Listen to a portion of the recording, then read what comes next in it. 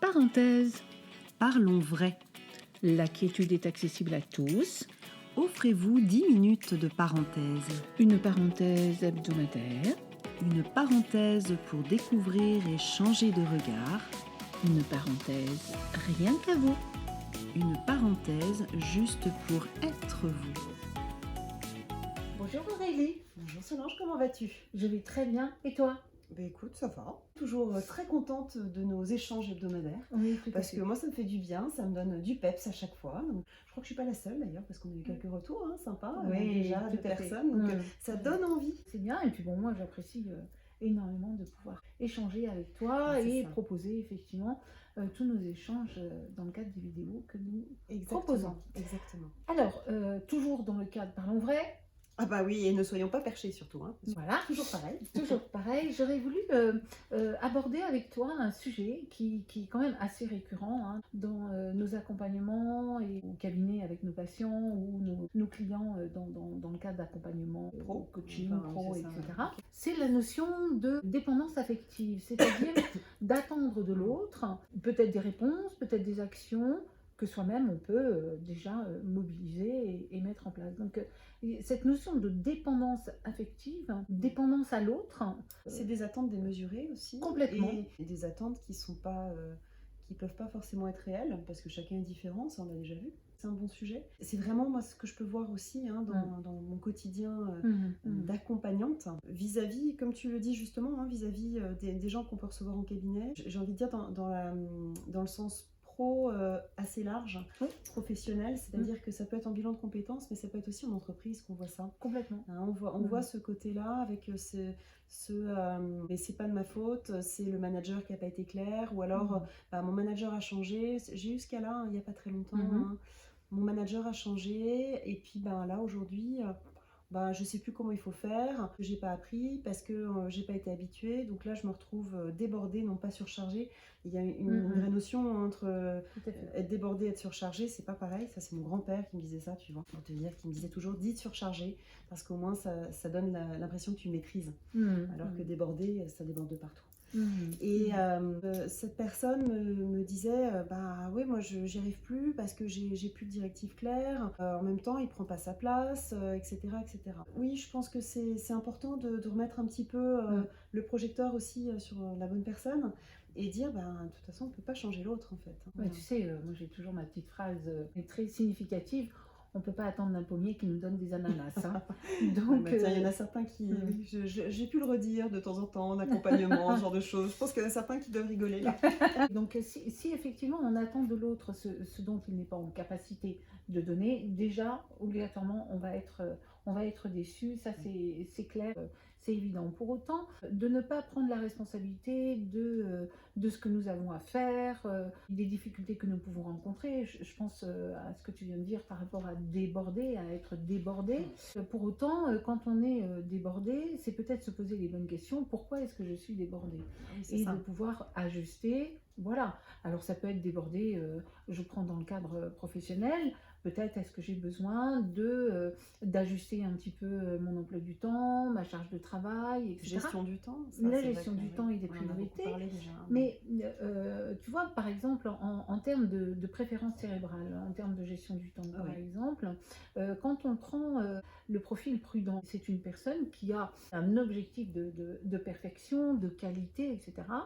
Et donc, c'est une personne qui va se relire, beaucoup vérifier pour pouvoir fournir un travail de qualité. Et à partir de là, effectivement, peut-être prendre beaucoup trop de temps ou être trop dans le détail, et la personne va être dans le débordement. Ça, c'est une première chose. Maintenant, si je suis du profil prudent, je vais aller te voir, par exemple, si tu es mon manager ou ma collaboratrice, pour te demander, voilà, c'est bien comme ça qu'il faut faire, là j'ai un doute, tu veux bien me montrer, tu veux bien m'expliquer, etc. Non, là je suis dans la dépendance.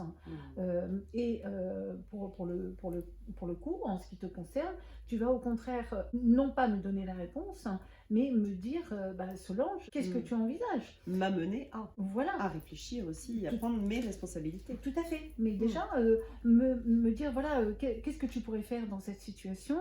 Quelle solution peux-tu trouver? Oui. Et à partir de là, bon, toi tu valides ou pas, mais moi j'ai trouvé déjà la solution. Donc c'est m'inviter, moi, si effectivement on travaille ensemble, m'inviter systématiquement à chaque fois que je rencontre une difficulté, que je vienne avec une solution. Et là, toi, tu vas valider. Il n'y a plus du tout ce schéma de dépendance. Tu vois je comprends très bien ce que je veux dire. Bien sûr. Donc, c'est un petit peu la même chose, tu sais, avec des enfants qui apprennent à faire les lacets. Si effectivement, oh non, je ne sais pas faire mes lacets, si on ne le laisse pas faire, il ne saura jamais faire ses lacets. Oui, c'est ça. Et puis on va persister dans le fait que, non, il ne saura pas faire, il ne sait pas faire. Donc, c'est l'image qu'on va lui véhiculer. Tout à fait. Voilà, tout à donc fait. là, encore une fois, il y a une notion de confiance et d'estime de soi. Exactement. Et ça, on en parle dans les ateliers. Tout à fait, tout à fait. Ouais. Ce qui, c'est un point très, très important. De la même façon, si je suis dans la dépendance affective, admettons, tu es ma meilleure amie ou ma sœur. C'est pas le cas. Si, c'est le cas. Bon, ça va, alors tout va bien.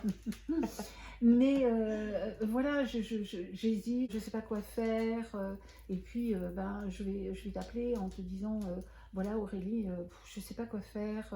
Tu me proposes une solution rationnelle, le pour, le contre, le oui, le non, etc. etc. C'est une approche. En revanche, si tu me dis, si tu te mets dans cette situation, qu'est-ce que tu ressens? Si tu te mets dans cette autre situation, qu'est-ce que tu ressens? Toi-même, tu peux valider quelle est la réponse que tu peux apporter à une situation. Donc, ça passe plus du tout par le mental, ça passe par un ressenti. C'est bien ce qu'on voit avec la méthode Vitose. C'est ce qu'on voit avec la méthode Vitose. Et effectivement, c'est sortir de cette vision. Alors, j'ai envie de prendre ce parallèle avec le couple, par exemple, où on est dans une attente parfois démesurée vis-à-vis de l'autre. Avec cette vision édulcorée que l'autre va forcément nous amener la vie idéale, etc. Parce qu'à côté, c'est comme ça que ça se passe. Et puis, pourquoi pas moi? Et en fait, forcément, la personne sur qui on a projeté en fait, toutes ces attentes n'est pas en capacité de répondre à tout ça non plus. Parce que, comme on l'a déjà vu, c'est une identité, et puis c'est une identité propre aussi, qui fonctionne d'une certaine façon. Ce n'est pas son rôle, ça je suis complètement d'accord. Et du coup, moi qui suis dans cette attente, je vais rendre responsable l'autre personne de tous mes malheurs. Exactement. Et là, on est vraiment dans une relation qui n'est pas bonne. Et c'est pour ça, voilà, relation toxique. Bon, tout ça, on aura l'occasion d'en reparler. Relation toxique, personne toxique, c'est différent aussi. Et voilà, mais là, il y a une relation qui n'est pas bonne. Là, c'est une tyrannie relationnelle. Exactement. Parce que je vais effectivement attendre de mon compagnon qu'il satisfasse mes besoins et même qu'il devine de quoi je vais avoir besoin. Mais il aurait pu deviner que pour moi, voilà, s'il avait fait ça, ça m'aurait fait plaisir, etc.